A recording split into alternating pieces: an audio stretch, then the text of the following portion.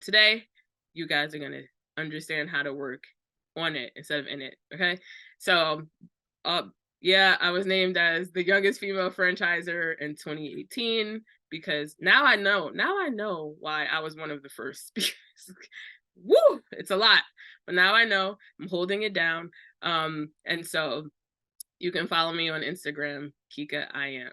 Okay, that's enough about me. Let's get into it. Okay, so before considering franchising as a growth strategy for your business, you have to evaluate whether your business is suitable for franchising.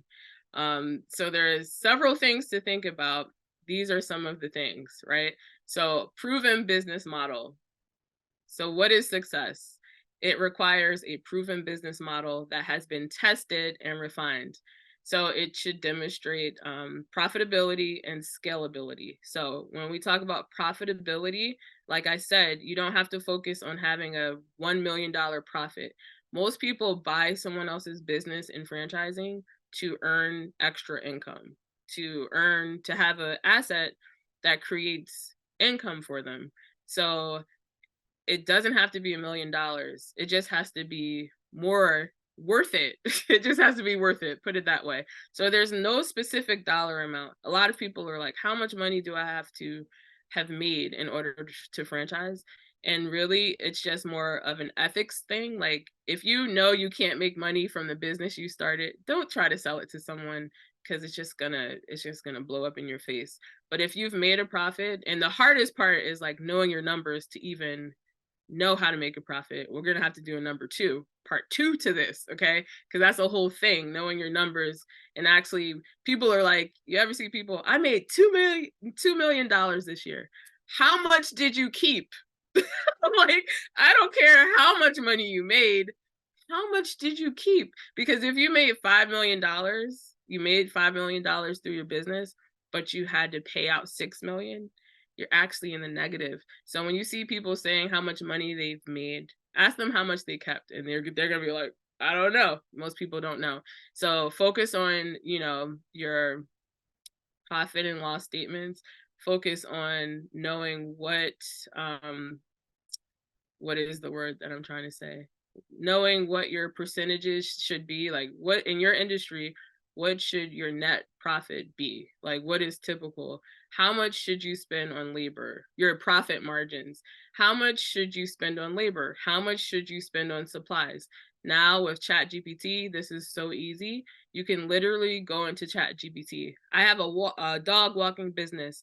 How much on average, what percentage do people profit?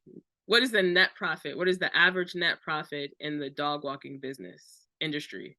And it'll tell you 20%, 30%. How much should I spend on supplies? All the things. And all you have to do is try to match those numbers. So like when I started, I tried to I didn't make up something that didn't exist.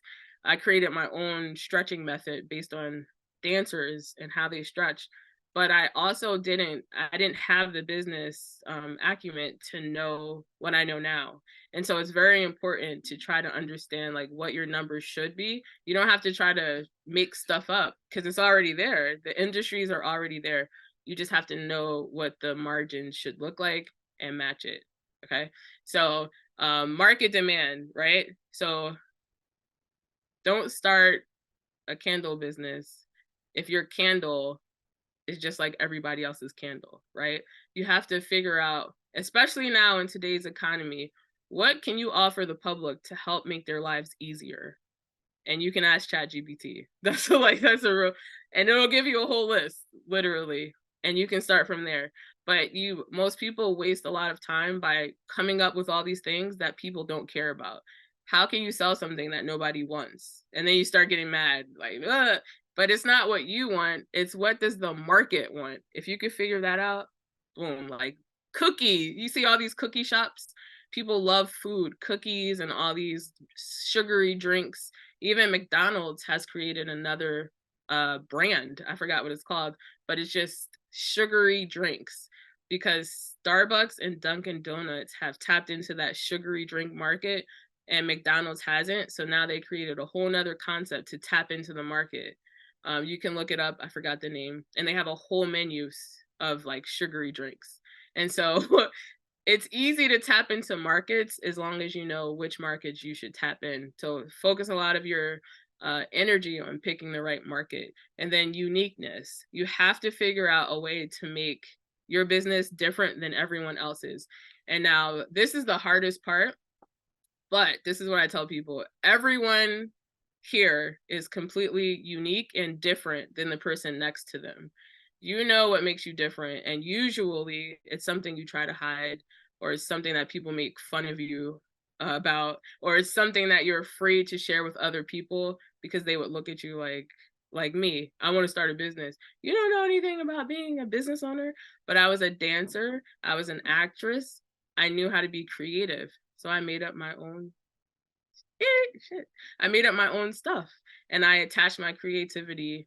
My uniqueness was being a dancer and knowing how to stretch. So when it comes to finding what your uniqueness is, think about the thing that you're really naturally good at. This is my formula for figuring out what you should be doing for the rest of your life. So write this down. What are you really naturally good at that you notice most people are not?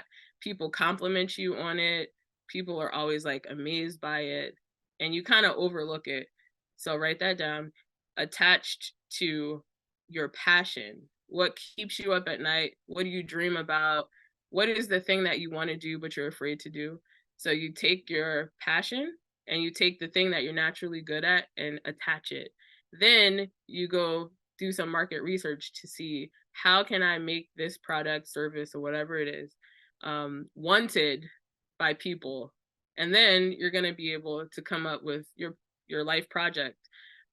So operational I always mess replicability. Okay, you have to be able to replicate the business model. Now the easiest franchises are the simplest franchises, because all you have to do is say, this is how you flip the fry. McDonald's is a great example. This is how you flip. Shake 5 shakes of salt on the fries. It's very easy to teach. So the simpler the business, the easier it is to replicate, because more people will be able to easily learn how to do it. And then training and support. Are you able to provide a comprehensive training and ongoing support for your franchisees? Now it's so easy, 2023, there's all types of softwares that allow you to build courses and teach. So that part is really, really easy. And then financial stability. You want to ensure that your business is financially stable and has the resources to support franchise expansion.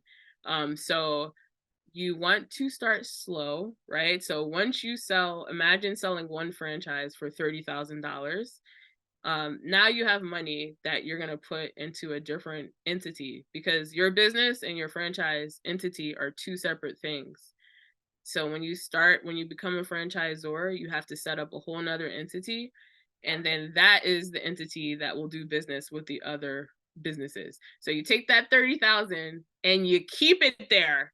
You don't go to Nordstrom. You don't go get a new car. You don't just, oh, I'm going to take everybody out for dinner. Maybe you do that because you need to celebrate. But after that, don't spend the money. Keep it there. And then you're going to start hiring people to help you support the business. So each time you sell a franchise, you're going to get 30,000, 20,000. That's how you're going to build. So